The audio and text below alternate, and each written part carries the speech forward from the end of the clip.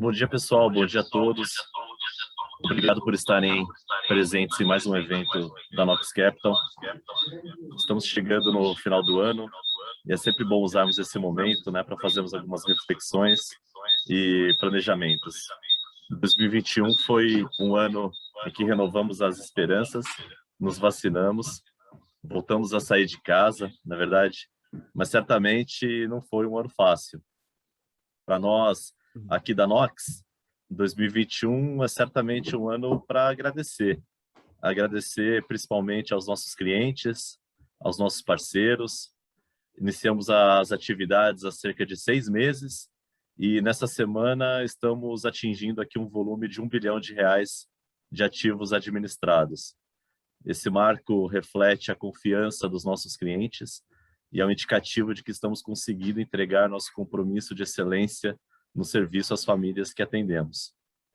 Como gostamos de dizer aqui na Nox, nossa única meta é sempre a satisfação do cliente. E gostaria de reforçar esse compromisso para 2022 com todos os nossos clientes. Agradeço ao Arthur Wichmann, nosso CIO, e toda a XP Private por essa parceria. E vamos juntos para 2022, que será certamente muito animado.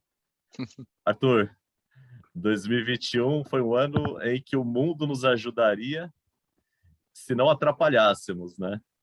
E 2022 será um ano no qual o mundo talvez não ajude tanto e é bom o Brasil tentar ajudar um pouquinho. Eu passo a bola Olha, para você com essa provocação. Obrigado então vamos. novamente. Poxa, muito obrigado, Bruno, Pedro, pessoal todo da Nox. Entendeu? É uma honra poder estar aqui com vocês. Vamos determinar uma coisa desde o início, tá? Com o que a gente consegue ver do mundo hoje em dia, entendeu? O Brasil vai dar certo ou vai dar errado pelas nossas próprias ações, tá? Assim, não vai ser o mundo que vai salvar o Brasil e não vai ser o mundo que vai afundar o Brasil. Obviamente que o que está por trás disso é a hipótese de que o mundo não vai afundar e a gente não vai entrar numa crise profunda. Então, assim, mas vamos fazer uma retrospectiva, como você tinha pedido para eu fazer, Bruno, de 2021, né? E, na verdade, começando 2020, né? Porque 2021 começou muito mais cedo, né? Começou já na crise de 2020 e o que a gente Verdade. viveu em 2021 foi gestado em 2020, né?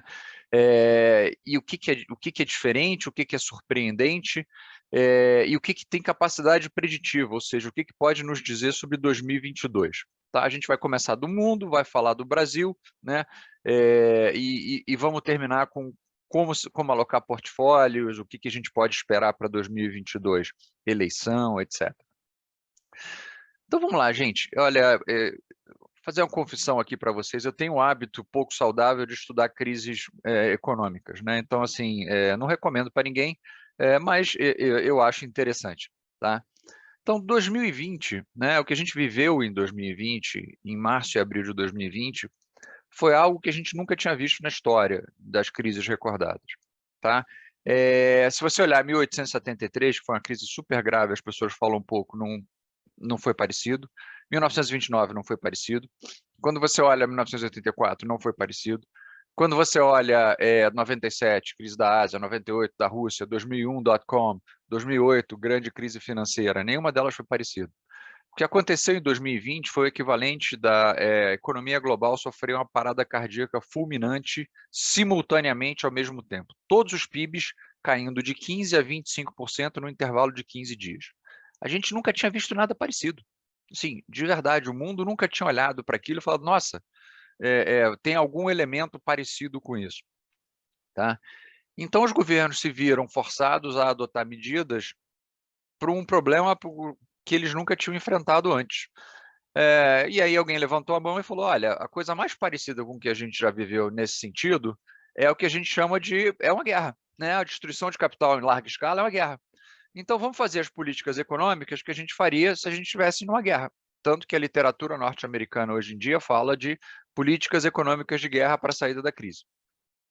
Então, o que você faz? Você pega 20% do PIB, mais de 20% do PIB nos Estados Unidos. Em outros países, os montantes foram diferentes, mas foram igualmente grandes. Tá? Assim, 20% do PIB em programa de transferência de renda e estabilização de mercado de crédito, Corona Voucher, né? Fazer um português claro. Você joga o juro imediatamente a zero, e o Banco Central norte-americano imprime 4 trilhões de dólares. Tá? Só para vocês terem ideia da velocidade da expansão da base monetária norte-americana, quando a gente teve 2008, né, o Banco Central norte-americano ele não sabia mais ou menos como fazer afrouxamento quantitativo, o QE, né, ele não sabia política heterodoxa. Então, ele pegou o balanço dele, que era 800 bi, e levou para 3,5 bi, mais ou menos. Ou seja, ele expandiu o balanço dele em quase 3 bi, vamos dizer assim. Tá? Quanto tempo levou isso? 3 anos, 3 a 4 anos para chegar lá. Né?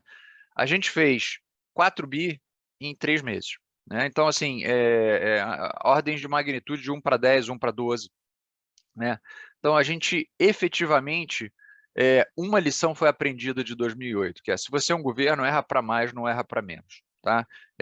Como a gente teve a recuperação em 2008, ela foi a recuperação mais lenta das crises que a gente tinha enfrentado, o pessoal falou, governo, vocês erraram porque vocês fizeram de menos, vocês foram muito conservadores, então agora sejam muito agressivos. Então a gente teve governos muito agressivos, mas economias ainda fechadas. Então você estabilizou a renda, todo mundo, ou muito poucas pessoas tiveram perda efetiva de renda, né?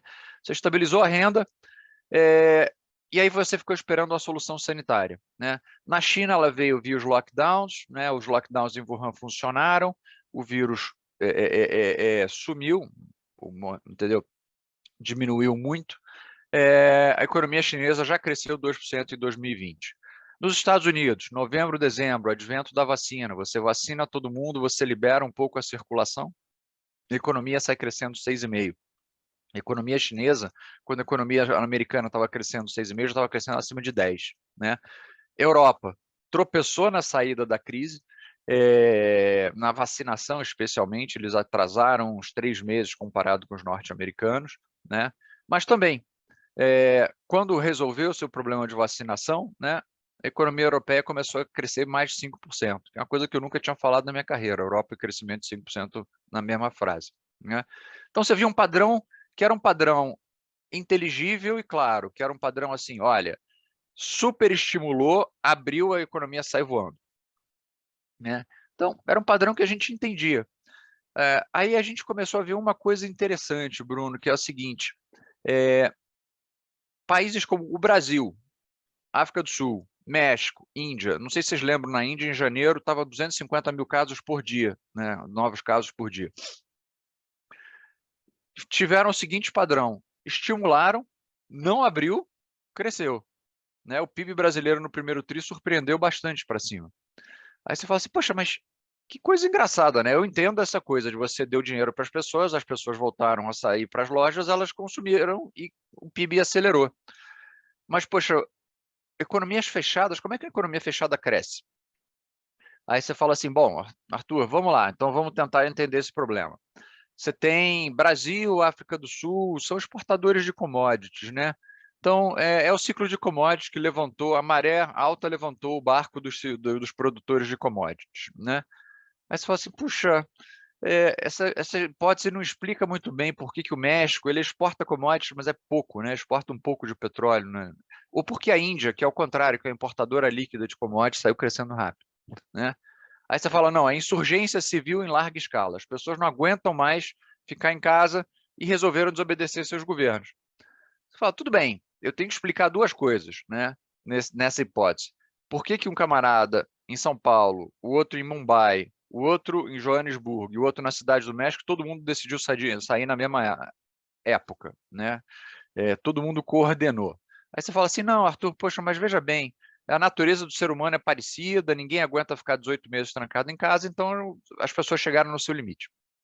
Aí você fala, não, mas isso também não explica por que o PIB das empresas, né, surpreendeu para cima, porque o shopping aqui em frente da XP estava fechado. Né? Então, assim, não adiantava eu desobedecer o governo e circular, que eu ia bater entendeu, com a cara na porta do shopping center fechado. Então, o que aconteceu de verdade, gente, foi uma coisa super interessante que tem a ver com tecnologia. Né? E toda crise ela é uma catalisadora de uma mudança tecnológica. Né? Toda crise, como a minha avó falava, a necessidade é a mãe das invenções. Né? Então, assim, a crise está agindo como um grande acelerador de uma mudança tecnológica. Então, o que aconteceu foi que o PIB digital começou a substituir o PIB real. que é o PIB digital, para não ficar em economia chato? O PIB digital, gente, é o Mercado Livre, entendeu? O Mercado Livre investiu 3 bilhões de reais em infraestrutura de logística, né? Por quê? Porque consumo, né, é uma coisa que você quer gratificação instantânea. Você não quer comprar um tênis e ele chegar daqui a 2 semanas. Então, aqui em São Paulo, em cada esquina tem uma vanzinha amarela do Mercado Livre de entrega. Você já tem avião com leasing, entendeu? Para entrega no mesmo dia, no dia seguinte, etc. Então, assim, telemedicina, entendeu? Meu filho teve dor de ouvido no meio da pandemia, não podia ir para um pronto-socorro, o pediatra não estava atendendo, ou pelo menos não estava atendendo presencialmente. A gente pegou o iPhone, enfiou a câmera no ouvido dele, ele olhou e falou, pô, aquilo ali, cara, tá com cara de uma infecção bacteriana, prescreveu um antibiótico, né? A gente manda via WhatsApp para a farmácia manda entregar em casa. E talvez os dois exemplos mais claros sejam os seguintes. Primeiro, eu garanto que todo mundo que está nessa live aqui pediu iFood nos últimos 18 meses ou Rappi. Entendeu? Por quê? Porque você queria comer seu sushi preferido e não dava para ir no restaurante. Segundo, e esse talvez seja o caso mais icônico, o caso mais representativo. A Disney lançou há pouco tempo atrás um filme que chama Viúva Negra, que é a nova série da Marvel. Não recomendo, eu tenho filho pequeno, então eu sei, eu não recomendo ninguém que assista, não é um bom filme.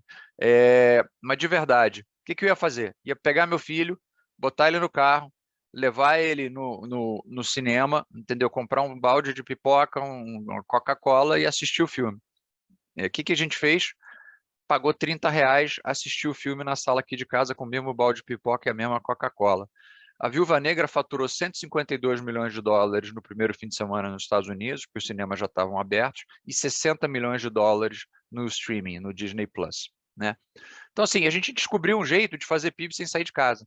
E isso tem uma implicação importante para o que a gente pode esperar daqui para frente, tá? O Bruno já falou, pô, o que a gente pode esperar daqui para frente? Isso significa, gente, que o organismo econômico ele adquiriu imunidade mais rápido do que os nossos organismos biológicos. Ou seja, a economia se adapta mais rápido do que o nosso corpo, né? O que significa que o impacto de novas variantes desse vírus, inclusive da Omicron, o impacto econômico de novas variantes desse vírus, ele é decrescente. E aqui eu não estou falando nada muito sofisticado, não, gente. É só dizer o seguinte: olha, a primeira variante fez os PIBs caírem mais de 20%, né? A Delta, né, que foi uma variante importante, que levou a um repique muito significante dos números de casos, fez o PIB norte-americano desacelerar de, poxa, 6 para 5, e mesmo assim você não sabe se ele já estaria desacelerando normalmente, dentro de uma dinâmica normal de desaceleração. Então, assim, a primeira variante causou 20% de impacto no PIB, a segunda causa 1%, né?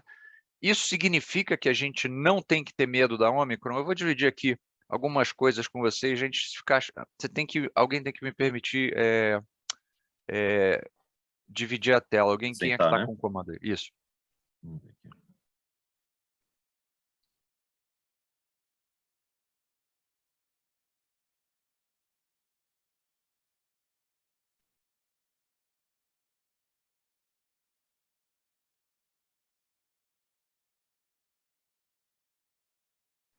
Opa, voltei. Vamos ver se eu consigo dividir a tela agora. Vamos lá, acho que agora sim, Arthur. Vamos lá. Vamos lá, gente. O que é a Omicron? Tá? Para começo de conversa. A Omicron é isso aqui. Vamos mostrar logo a cara do inimigo, né? O da esquerda é a Delta, o da direita é a Omicron.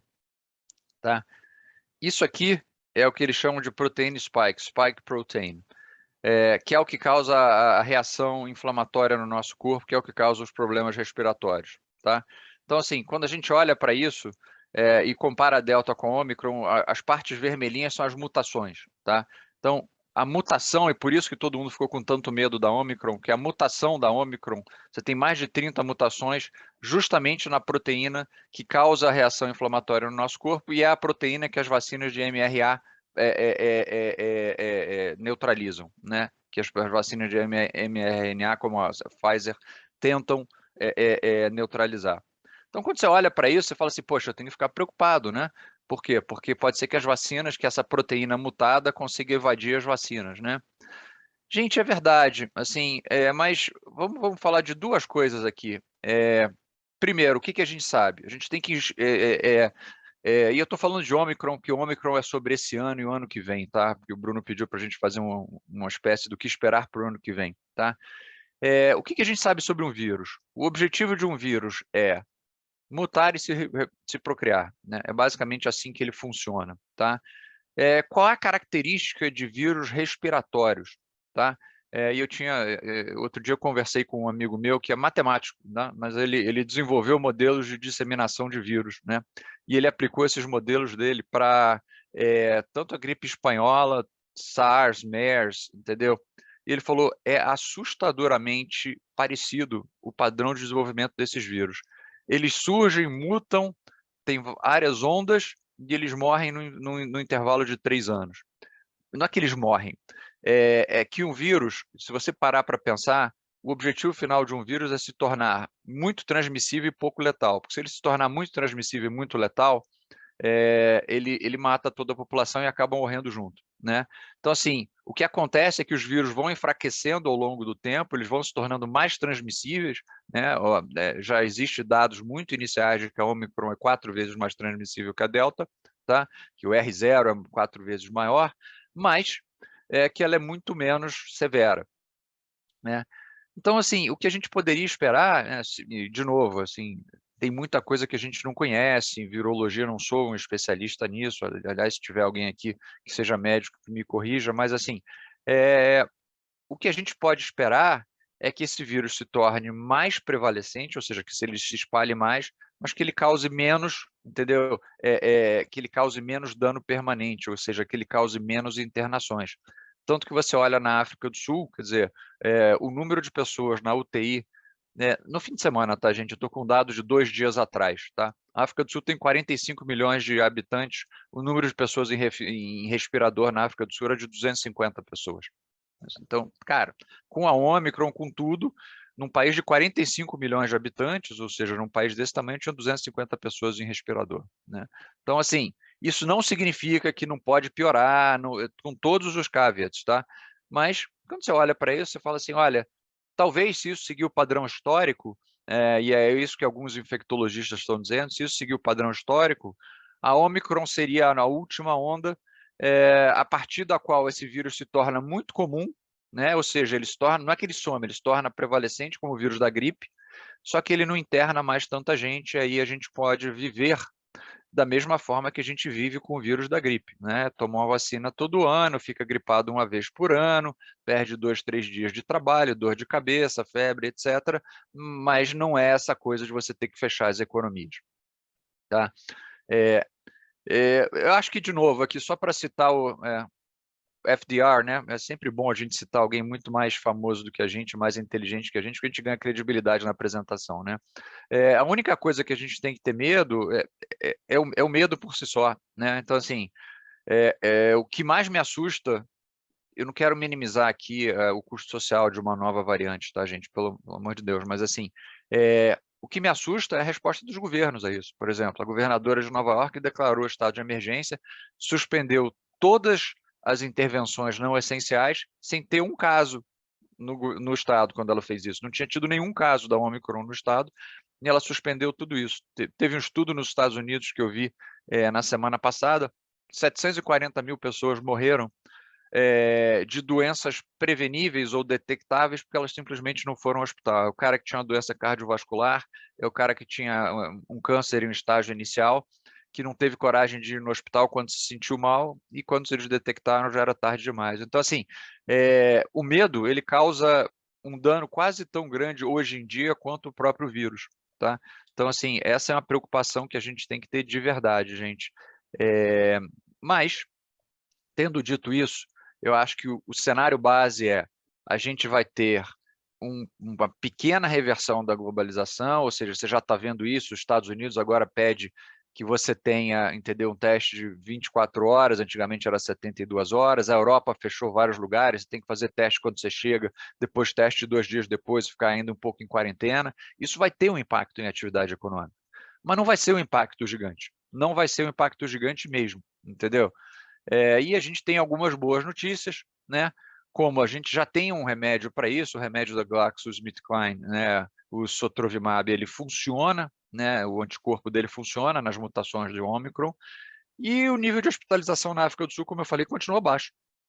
Então, assim, não vai ser a Ômicron que vai fazer a gente não crescer ano que vem, tá? De verdade, famosas últimas palavras, né? Toda vez que você faz uma afirmação tão peremptória como essa, tão forte como essa, vem alguma coisa e te mostra errado logo na semana seguinte. Mas eu acho que, assim, a gente tem que se preocupar, a gente tem que reconhecer o que a gente não conhece, mas o pânico que a gente teve, especialmente naquele dia depois do dia de ação de graças nos Estados Unidos, aquela sexta-feira, eu acho que foi um pouco excessivo, tá? E aí, falando, Bruno, do que a gente pode esperar do crescimento para o ano que vem, tá? Vou falar do mundo e depois a gente fala em Brasil, Legal. tá? O mundo. Gente, os elementos para um crescimento super saudável estão presentes sem dúvida nenhuma, tá? Esse gráfico verde da esquerda é o quanto você tem de excesso de caixa, de poupança, no balanço dos consumidores norte-americanos. Qual é esse valor agora? 2,5 trilhões de dólares. A gente Isso aqui é um estamos na tela da Omicron ainda, Arthur. Ainda está na tela da Omicron? Estamos. Opa. Não sei se parar. Aí, agora sim. Consumidor. Está na tela do consumidor? Tá sim. Então vamos lá.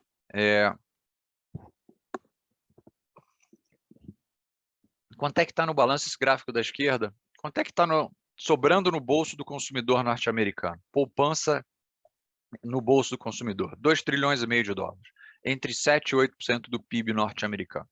Tá? Então, quando você olha para isso, você fala, poxa, tem um montante gigante de dinheiro que pode virar consumo.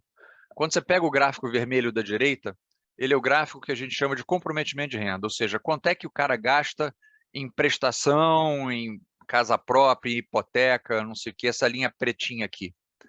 Ele gasta menos do que ele jamais gastou desde a década de 80. O que isso significa? Que o consumidor norte-americano está mais saudável, opa, não era para passar o gráfico, está mais saudável do que ele jamais teve.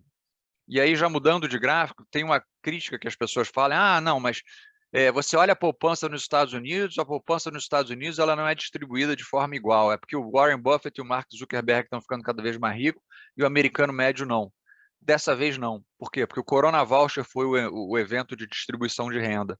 Então, a população mediana norte-americana, que é essa barra aqui do meio, tá?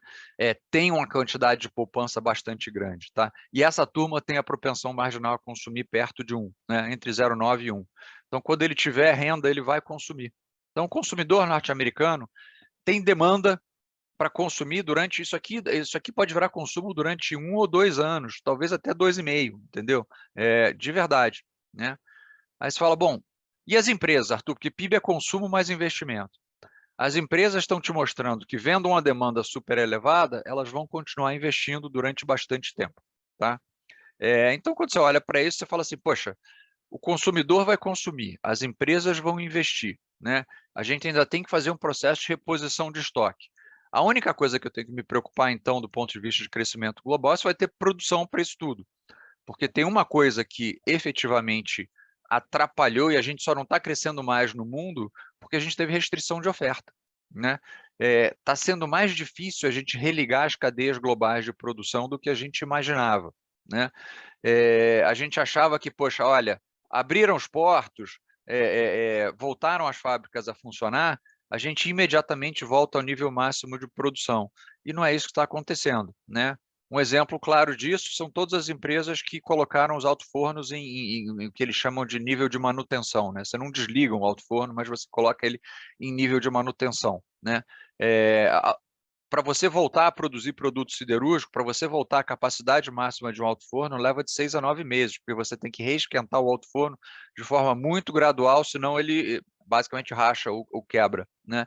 Então, assim, petróleo, né? Assim, petróleo nos Estados Unidos, o petróleo de shale nos Estados Unidos, se você não investir, a taxa de declínio de produção é de 10% ao ano. Então, eles pararam de investir, a produção norte-americana caiu, né? Agora tem que investir, tem que voltar a cavar mais poço, entendeu? A vantagem é que no shale norte-americano os poços são mais rápidos de serem cavados, mas ainda assim você vai demorar um tempo para religar as cadeias globais de produção. Então, assim, você tem demanda, você não tem, a oferta está tentando chegar na demanda, o que isso resulta? Inflação, né, que é a inflação que a gente está vendo no mundo como um todo, e é a inflação que vai ser um pouco mais permanente do que a gente gostaria que ela fosse. Tá? Então, a gente vai ter um mundo que cresce mais rápido, tá? Que cresce de forma bastante saudável, mas que tem um pouquinho mais de inflação. Esse é o cenário global para 2022. Depois, se quiser, a gente fala um pouquinho de China.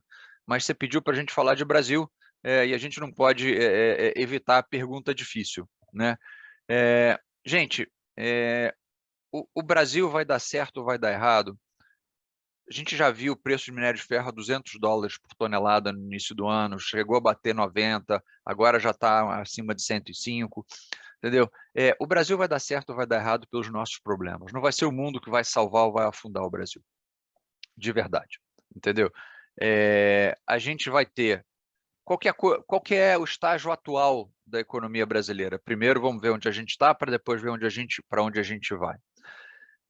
A gente está muito próximo de uma recessão técnica, né? A gente já viu 2 PIBs trimestrais de zero. Antigamente, a definição de recessão técnica eram PIBs trimestrais próximos a zero. Então, a gente já está bastante perto de uma recessão técnica. Tá?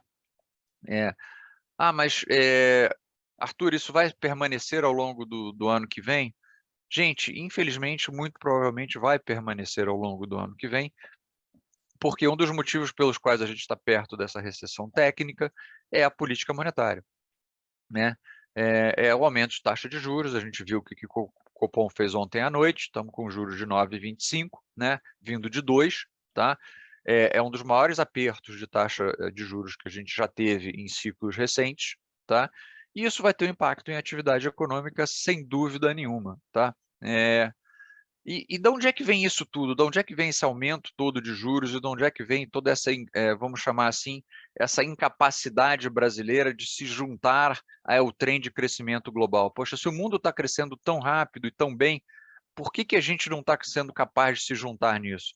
Gente, culpa única e exclusivamente nossa. Como diria o ex-ministro Roberto Campos, eu sou um fã do ex-ministro Roberto Campos, o avô do atual ministro do Banco Central. O Brasil não perde uma oportunidade de perder uma oportunidade. Gente, a gente teve uma oportunidade dourada de se juntar a esse trem de crescimento global e crescer de forma bastante acelerada, tá? As nossas commodities estavam super em alta, entendeu? Algumas delas ainda estão, como as agrícolas, o minério de ferro já voltou, mas ainda está com um preço bem razoável. O juro está em zero no mundo, né?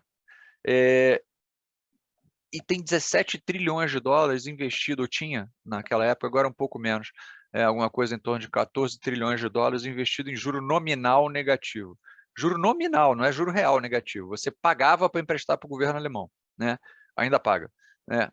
Então, quando você olha para isso, você fala assim, cara, um país com as características do Brasil, a gente deveria, com o pessoal, entendeu, com dinheiro queimando no bolso, excesso de capital no mundo, a gente deveria estar atraindo, entendeu, uma quantidade gigante de capital para projetos de infraestrutura, de transmissão de eletricidade, geração de eletricidade, que são super necessários no Brasil, tá? E a gente não fez isso, tá? A gente perdeu essa chance. E por que a gente perdeu essa chance?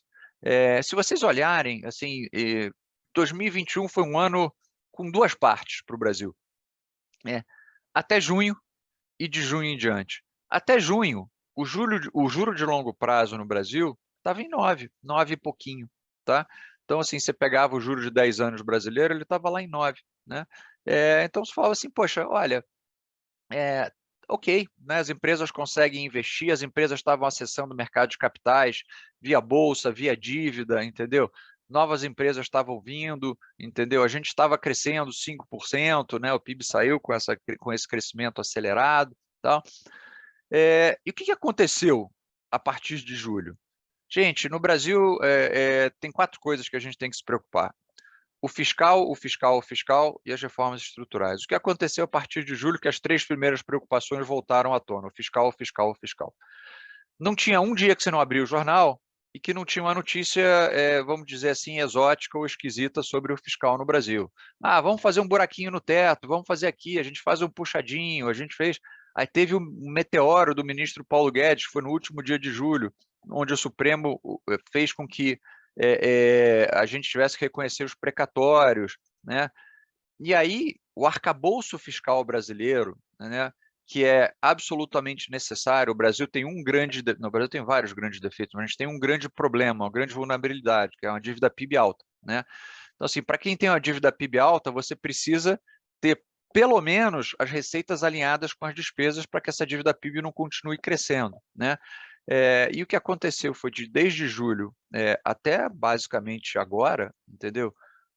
Com o aumento do teto em 106 bilhões de reais, a gente piorou o arcabouço fiscal. A dívida PIB brasileira vai ser mais alta do que a gente esperava. Poxa, Arthur, e por que isso importa?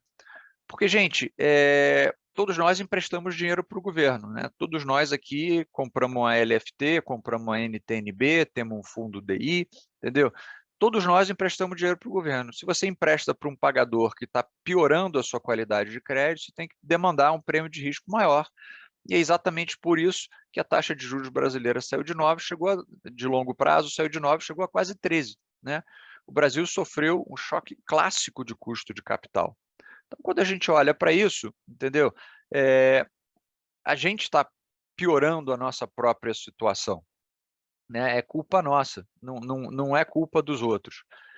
Isso vai mudar para o ano que vem? Gente, não vai mudar para o ano que vem. A gente vai continuar com a situação fiscal delicada, só que ano que vem tem o super trunfo, tem a coisa que é mais relevante do que qualquer outra coisa, que é a eleição presidencial. Mas eu vou dar uma parada aqui, porque o Bruno já está com cara de quem quer fazer uma pergunta. Não, vou aproveitar, Arthur, nesse ponto que você abordou, e talvez tentar entrar um pouquinho aqui, que não só na minha, como na cabeça de todos os clientes, vem sempre aquela dúvida legal, mas como investir, né? E aí a gente entra um pouco nos ativos, né? A gente sabe que tem muita coisa ruim no preço, né? Uhum. Tem muita coisa ruim no preço. A gente viu uma bolsa aí que chegou a bater 130 mil ao longo do ano, voltou aí para casa dos 100 mil, e a gente está vivendo hoje com um cenário de renda fixa que o cliente consegue, em prazos um pouquinho mais médios a longos, travar rentabilidades aí na renda fixa perto dos seus 12%, IPCA mais 5%, né? O que eram taxas que os clientes tinham saudades. Talvez a gente achou que não veríamos por um bom tempo, né? E aí, quando você olha para o lado da economia real, pensando no cliente private, que tem sua carteira offshore, que diversifica internacionalmente, ele navegou muito bem na bolsa desenvolvida, né?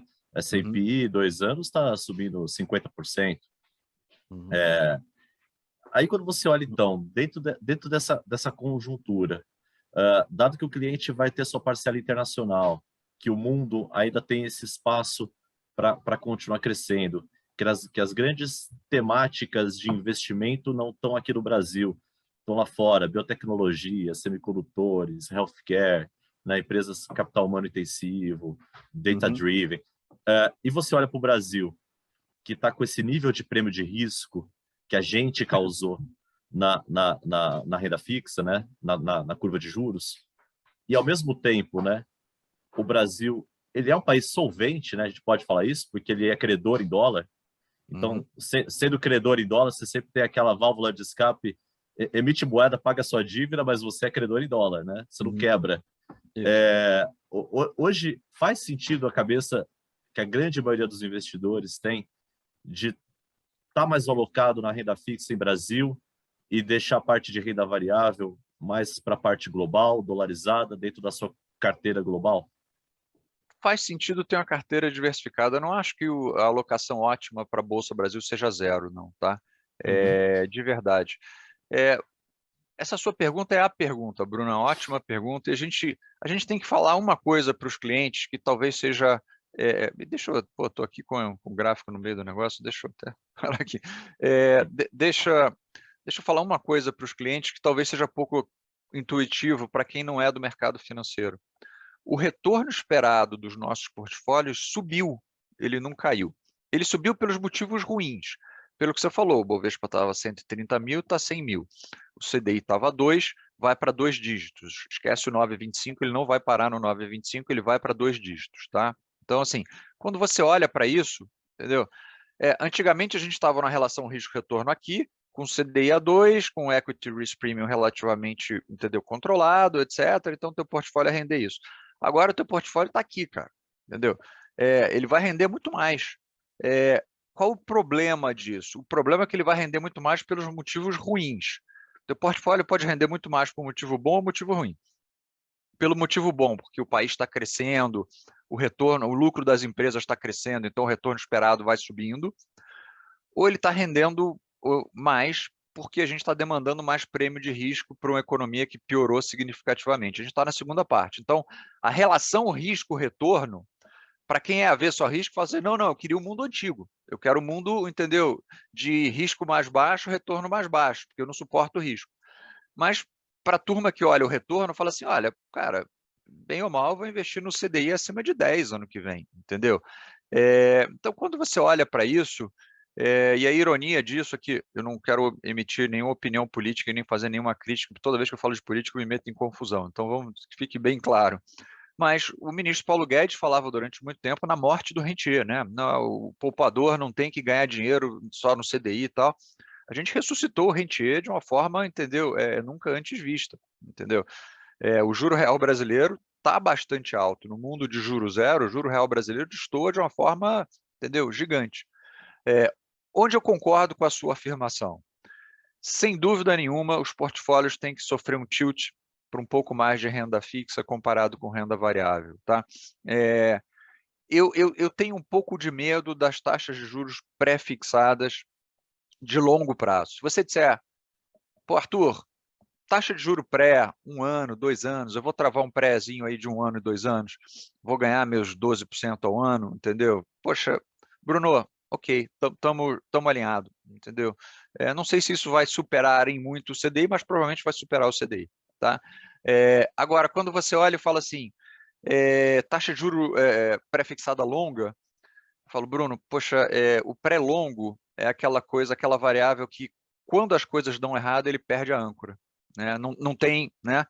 Se você pensar no pior momento da Dilma, a NTNB foi para uma inflação mais 7 de juro real, né?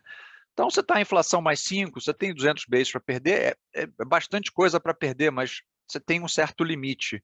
Cara, o pré-fixado, que a inflação pode explodir, né? Se a gente der errado, a gente vai dar errado como o Brasil sempre dá errado, que é a gente perde o controle monetário e perdendo o controle monetário a inflação explode. E aí, se a inflação explodir, o teu pré fica sem defesa. Então, assim, acho que pré-curto, ok. Acho que estar protegido contra a inflação, e a NTNB tem um componente de pré, né? Para quem não é familiarizado com o mercado financeiro, a NTNB tem um componentezinho de pré ali quando você faz a conta. Né? Então, assim, você tem a NTNB também de 2026, alguma de duration não muito longo, poxa, acho uma ótima alternativa. Você tem um pouco de caixa também. As boas empresas brasileiras. As boas empresas brasileiras ganharam dinheiro na década de 90. Né? Então, assim, de verdade, que era ordens de magnitude mais difícil do que agora. Né? Então, elas vão continuar ganhando dinheiro, vão, e com um detalhe a mais, tá? Por que as boas empresas brasileiras ganharam dinheiro num mundo onde a confusão macroeconômica era tão grande quanto a década de 90? Porque essa confusão macroeconômica ela age como uma grande barreira à entrada, entendeu? Quando você olha hoje em dia, as novas empresas, isso é péssimo para o Brasil e é ótimo para as empresas que são líderes.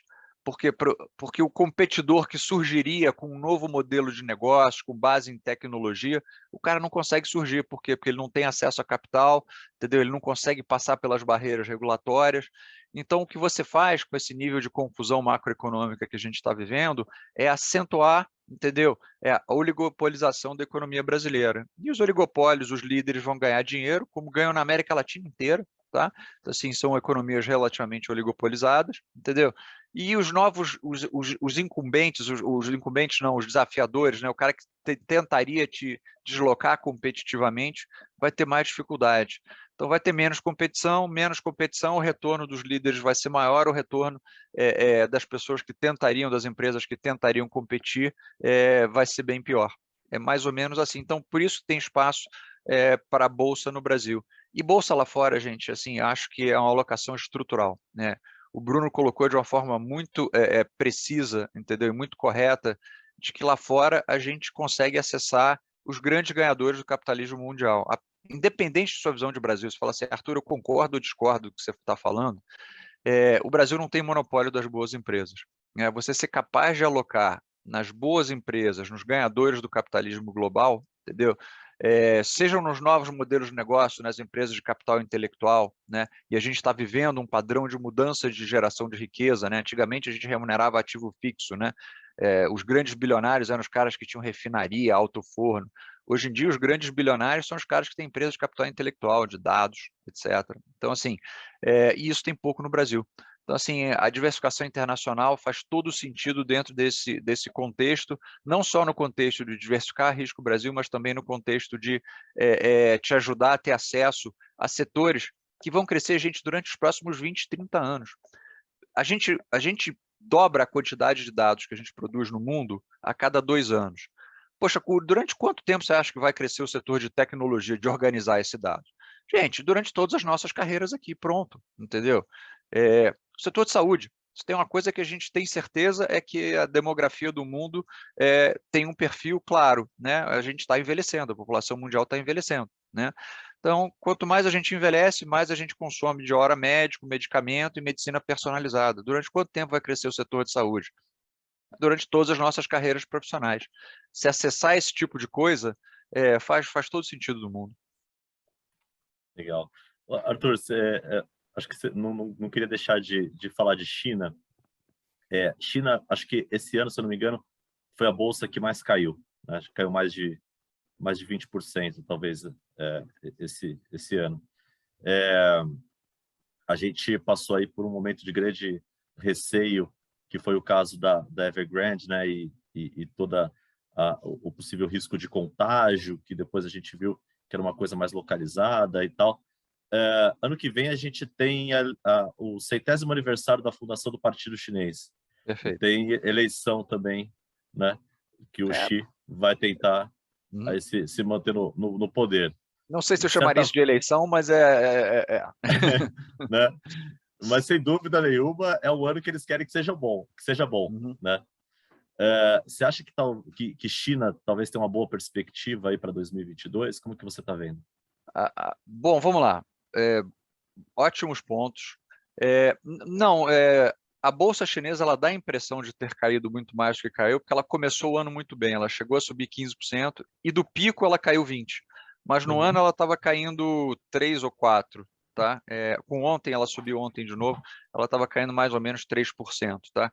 Perto do Bovespa, a bolsa chinesa está, entendeu, impávida. Né? Então, assim, de verdade. Mas, sem dúvida, o que aconteceu na China? Vamos falar então, turma, o que está acontecendo na China. A China, como todas as economias no período Covid, hiperestimulou a sua economia, né? Juros muito baixos, capital, entendeu? Fluindo para todo mundo. E aí tem uma característica: o setor de construção é 20% do PIB da China. Várias dessas mega empresas de construção, e a Evergrande era uma delas, pegaram o dinheiro e começaram, dinheiro barato, dinheiro basicamente de graça, e começaram a construir a torto e a direito e a fazer investimentos, vamos dizer assim, pouco sábios. Né? Então, assim, a Evergrande comprou uma empresa de água mineral, ela comprou um clube de futebol, o Guangzhou contratou o Hulk, que já voltou para o Atlético Mineiro, foi campeão brasileiro, entendeu? Ela comprou uma empresa de carro, tentou fazer uma empresa de carro autônomo. Você fala assim, poxa, uma construtora que tem uma empresa de água mineral, um clube de futebol, uma empresa... Cara, ela se alavancou para fazer isso. O que estava acontecendo? O crescimento de número de unidades na China, ou seja, o setor imobiliário estava crescendo 20% ao ano, e aí o Partido Comunista começou a se assustar, porque se tem uma coisa que o Partido Comunista, que o governo chinês é um estudioso da história. Então ele olhou para o exemplo japonês e falou assim, poxa, no Japão, quando uma bolha imobiliária ficou grande o suficiente e ela estourou, o Japão ficou 20 anos sem crescer. Óbvio que tem outros problemas que levaram ao não crescimento japonês, né? Mas quando você olha para isso, ele falou assim, não quero isso não, tá? Eu não quero deixar surgir uma bolha imobiliária. Então, desde outubro do ano passado, tem mais de um ano que o governo chinês vai pisando no freio devagarinho, tirando liquidez do sistema, tal. E aí, em setembro, a Evergrande bateu no muro, que era a empresa mais alavancada. tá? O que vai acontecer? Isso saiu ontem à noite, tá? A Evergrande efetivamente vai pedir concordata. O que vai acontecer? Né? O que vai acontecer é uma recuperação judicial normal, né? Primeiro, importante saber, essa desaceleração da economia chinesa, ela foi desenhada pelo Partido Comunista Chinês, ou seja, ele quis que a economia desacelerasse para não criar uma bolha. É diferente de uma desaceleração endógena, que o negócio vai sem controle. Não, ele falou, olha, vamos tira um pouquinho de liquidez aqui, tira um pouquinho de liquidez acolá. Então, assim, foi desenhado. Desculpa, gente. A segunda parte é o seguinte, vai desacelerar, e já desacelerou o PIB chinês? Já desacelerou o PIB chinês. Para você ver, o partido e o governo chinês acha que o crescimento do mercado imobiliário deveria ser de 5% a 10% ao ano, que é o necessário para criar o número de casas, em torno de 20 milhões de unidades de casas novas por ano, ou seja, uma São Paulo e meia, para poder absorver a migração campo-cidade, né? Para quem estava crescendo 20 e precisa crescer de 5 a 10, em algum momento tem que passar por crescimento zero, que é exatamente isso que fez o minério de ferro vir de $200 para 100 por tonelada. Né? Então, assim, passamos por esse crescimento zero, mas chegou agora, como você falou muito corretamente, Bruno, num momento, e aí eu vou só mostrar mais um gráficozinho aqui, num momento onde o Partido Comunista falou, opa, peraí, já deu, já desaceleramos o que a gente gostaria de desacelerar, né?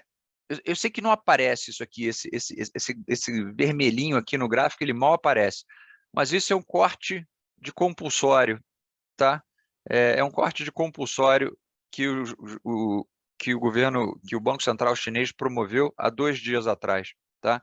Então, assim, o Banco Central chinês já está dizendo, olha, turma, já deu, entendeu? A gente desacelerou para onde a gente gostaria de desacelerar, tá?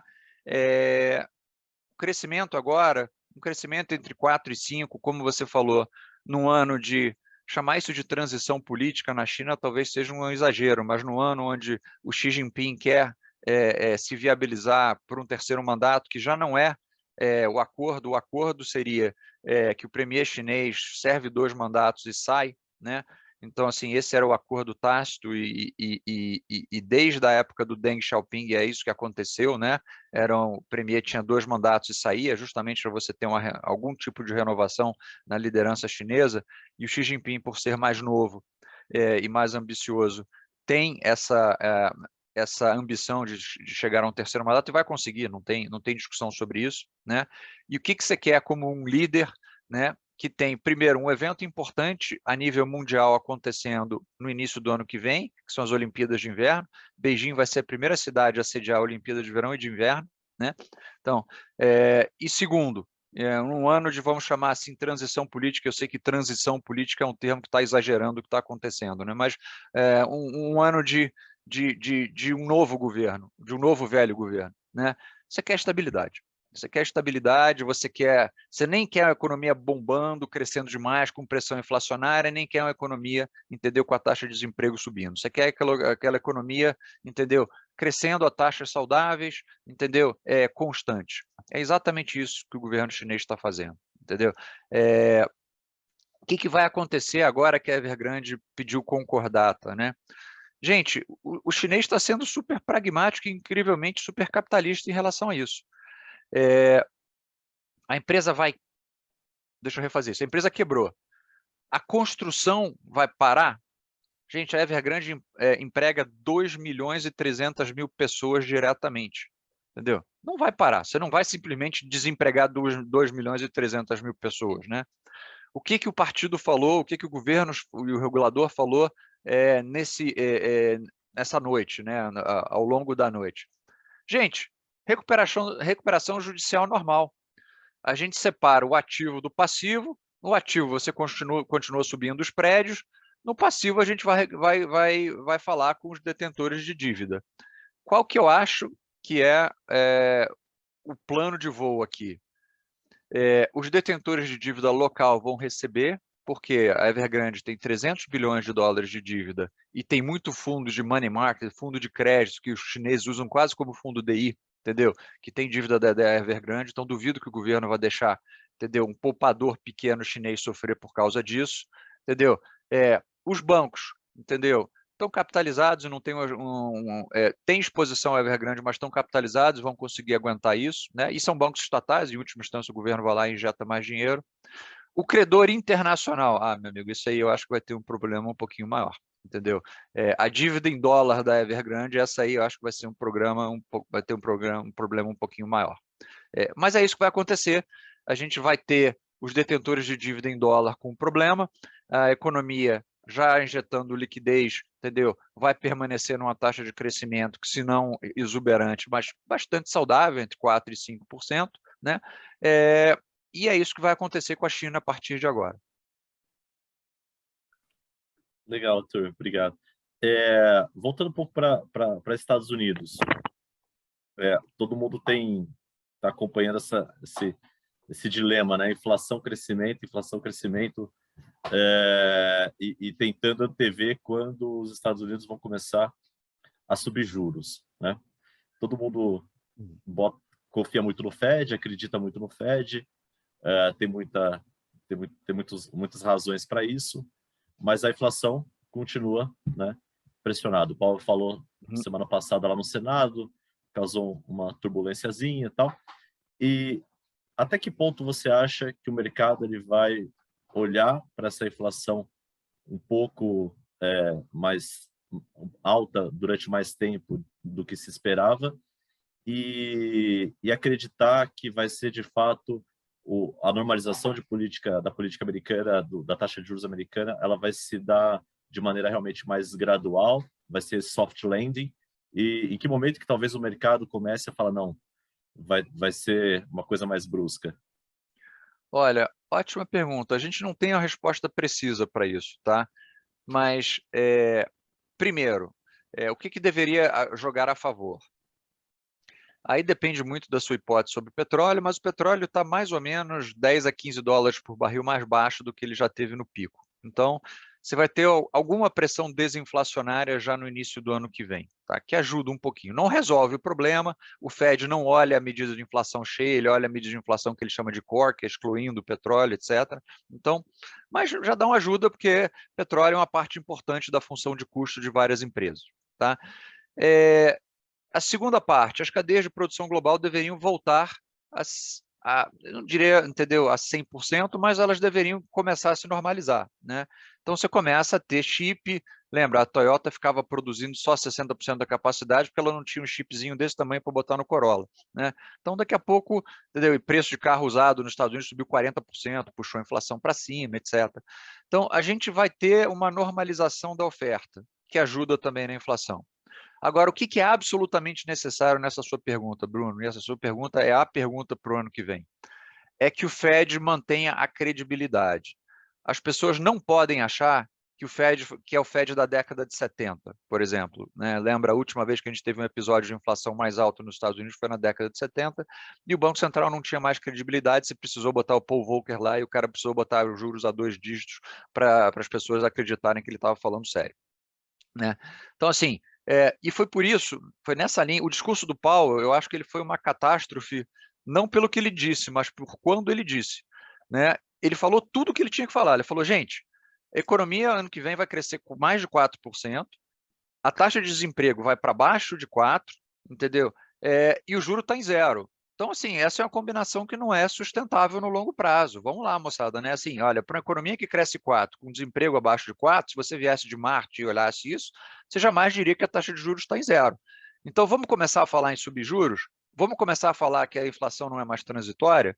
Isso é absolutamente correto. O problema é que ele falou isso no dia da Omicron, né? Então, o pessoal falou, poxa, cara, você não está prestando atenção, você não está lendo o jornal, você não abriu, entendeu, o Washington Post hoje para ler que tem um novo problema, pode ter um novo problema de demanda no mundo.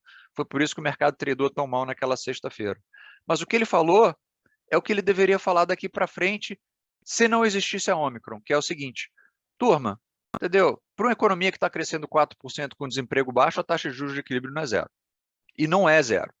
Então, o Banco Central está aqui para estabilizar as expectativas de inflação, a gente vai subir, entendeu? Essas expectativas de inflação, desculpa, a gente vai subir a taxa de juros de forma gradual, não existe motivo atual para o Fed dar um choque de juros, né? Então a gente vai subir essa taxa de juros de forma gradual, entendeu? Mas vamos subir os juros. Gente, cá entre nós, né, Bruno? Poxa, durante boa parte da minha carreira, os juros norte-americano era entre 4% e 6%, entendeu? 5% na média, vai. Pô, a gente está em 0%, né? Então, assim, a gente está muito distante de qualquer tipo de normalidade. Ah, mas Arthur, você tem o New Normal, que agora o juro é muito mais baixo no mundo inteiro. É verdade. Mas, assim, subir os juros para 2, 2,5%, né? A medida de juro neutro do Fed hoje em dia é alguma coisa em torno de 0,5% real, né? Então, digamos que 0,5% real, com 2 de inflação, você subiu os juros para 2,5%, entendeu? É absolutamente normal, entendeu? Não deveria ser um problema. Cara, se 2% de juros nos Estados Unidos fosse um problema para a economia global, a gente tem outro problema de outra magnitude, é muito mais sério. Não acho que isso seja verdade, não. Eu acho que a gente tem que administrar esse processo. Eu acho que o Banco Central norte-americano não pode perder o controle das expectativas de inflação, ou seja, se o americano falar, ih, o Fed não é de nada, entendeu? Ele não vai subir os juros de jeito nenhum. E aí as expectativas de inflação começam a subir, aí a gente tem um problema muito maior. Mas não acho que é isso, não.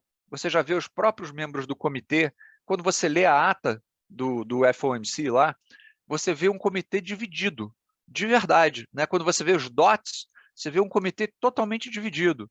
Então, assim, você tem o Rafael Bostic, do Fed de Atlanta, já tem um bando de gente dizendo, cara, a gente está atrasado. Vamos lá, moçada, né? Já está na hora de começar. E se você começar, mas for gradual, eu acho que isso, entendeu? De verdade, eu acho que o mercado aguenta isso e acho que isso é um desenvolvimento bem-vindo, porque eu acho que o juro zero, durante tempo demais, ele causa uma série de efeitos colaterais muito ruins para a economia, inclusive a desancoragem das expectativas de inflação. Perfeito. Vai ser tudo em cima da credibilidade aí, né? Exatamente. Temos tempo para uma última pergunta, Arthur? Eu tenho o tempo que vocês quiserem, cara. Eu vi que algumas pessoas levantaram a mão aí. Eu tenho o tempo que vocês quiserem. Eu estou aqui para vocês. Obrigado. Voltando aqui um pouquinho para o Brasil, né? A gente tem aí o super trunfo, como você bem colocou, ano que vem, né? As eleições.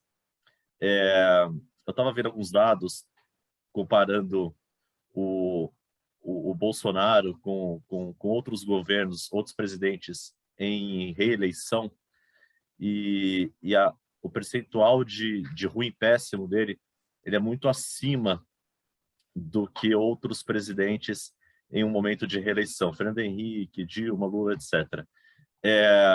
Esse ruim péssimo, teoricamente, significa ali um tamanho, uma amostra de pessoas que dificilmente votam, né? Porque e ele teria que derrubar demais esse ruim péssimo. Entraram algumas novas cartas na mesa aí, né? Como que você está vendo esse cenário aí um pouco atualizado? Ganhou um pouco mais de espaço uma terceira via? Ainda é muito improvável? Como você acha que a gente entra aí nesse ano eleitoral? Olha, ótima pergunta, e é a pergunta para 2022, né? A verdade é a seguinte, a rejeição, eu brinco que essa vai ser a eleição do ele não, né? Ou ele não na esquerda ou ele não na direita, né? Assim, de verdade, a rejeição dos dois candidatos, né, que hoje estão na liderança das pesquisas, né, entendeu? Tanto o ex-presidente Lula quanto o presidente Bolsonaro, ela é bastante alta, tá? Então, se você cruzar esse pessoal que rejeita o Bolsonaro, tem uma parte muito grande que também rejeita o ex-presidente Lula. Tá? Então, assim, se você faz o cruzamento, né, você pergunta, você rejeita o Bolsonaro e o Lula, entendeu? Tem uma interseção bastante grande, né? Então, quando você olha para isso, você fala assim, bom, qual é a conta? A conta é, você tem mais ou menos 30% da esquerda, né, que vai votar no presidente Lula, ou no ex-presidente Lula. O bom e ótimo do Bolsonaro está em torno de 25%, né? Então, assim, a conversão de bom e ótimo para esse é mais ou menos o piso dele. E em todo ano de eleição presidencial, de reeleição presidencial, desde a redemocratização no Brasil, a aprovação do presidente sobe de 5 a 10 pontos percentuais, porque ele abre o pacote de bondades, ele tem a caneta, né? Então, assim, digamos que o presidente Bolsonaro tenha 30% dos votos, né? Entre 25 e 30. Então, você tem 30 aqui, 40 no meio. Você fala assim, olha só, tem um espaço estatístico gigante para uma terceira via, né? Que é inclusive majoritário, que rejeita fortemente a esquerda e rejeita fortemente a direita, né? Então, você olha para isso e fala assim, ó, poxa, que bacana, tem espaço para a terceira via. Tem. O problema da terceira via são dois, a matemática e a geografia. Né? Qual que é a matemática? Você tem 40% aqui no meio. Você precisa ter 80% desses 40% votando num candidato só, tá? Para ter 32% para chegar no segundo turno. Então, assim, o medo que todos nós temos em relação à terceira via é a eleição de 1989. Talvez o pessoal aqui seja muito novo, mas para quem lembra da eleição de 1989, você teve o Caiado no centro, o Aureliano Chaves, o Ulisses Guimarães, o Afif Domingues, o Mário Covas. Né? Todos eles dividiram os votos, segundo turno Lula-Collor. Né? Então, assim, você precisa pegar todas as personalidades políticas que estão hoje em dia pretendendo se candidatar, seja ele o ex-ministro Sérgio Moro, seja ele o governador Dória, entendeu? Mandetta, Ciro Gomes, essa turma toda, entendeu? Botar todo mundo numa sala e sair um candidato só. Porque se tiver um candidato com 5, outro com 4, outro com 10, você não consegue deslocar os dois polos, né? E, gente, resolver essa equação política, e se tem uma coisa que político tem é ego inflado, né? Não é fácil. Então, assim, é possível? Entendeu? Existe uma vontade muito grande da gente não voltar ao passado distante ou ao passado um pouco menos distante, ou seja, a um governo Bolsonaro e a um governo Lula, entendeu? Existe uma vontade de uma grande parcela da população brasileira, tá?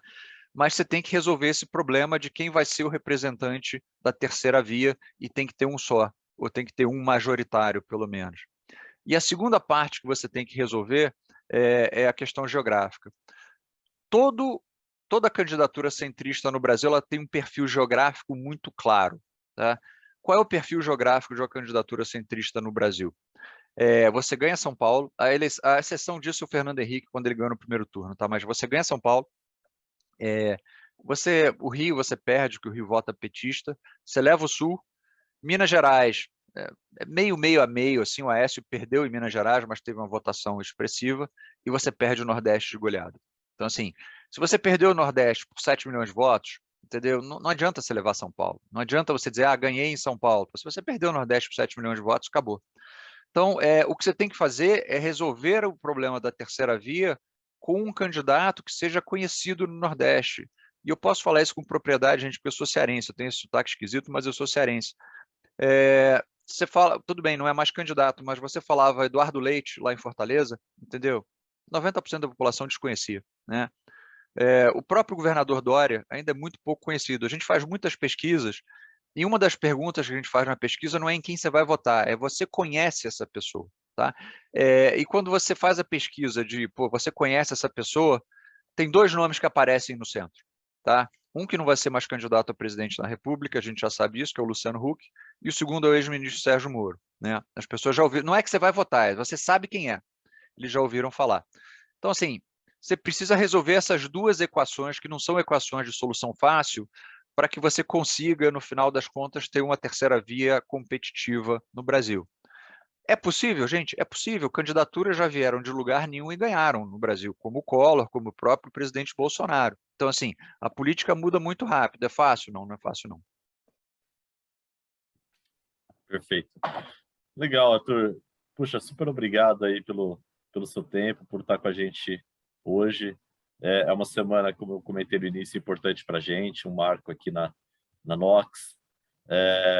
Agradecer o Riedel aí também por estar com a gente, por ter proporcionado que esse evento acontecesse. E agradecer principalmente aqui a todos os clientes que têm nos dado confiança, que têm sido tão parceiros nesse ano tão difícil de fazer gestão, né? Como você bem colocou, o que a gente mais explicou é que, puxa, o problema da alta de juros é que a gente compara os próximos 12 meses da renda fixa com os últimos 12 meses, né? E isso é difícil de você ali explicar sempre a questão do retorno esperado, de como ele hoje ele está muito mais alto. Mas, como você bem colocou, a diversificação, a paciência, a disciplina da alocação é que no final faz toda a diferença. E, bom, deixa aí para você fazer a sua colocação final e agradeço novamente aí pelo tempo.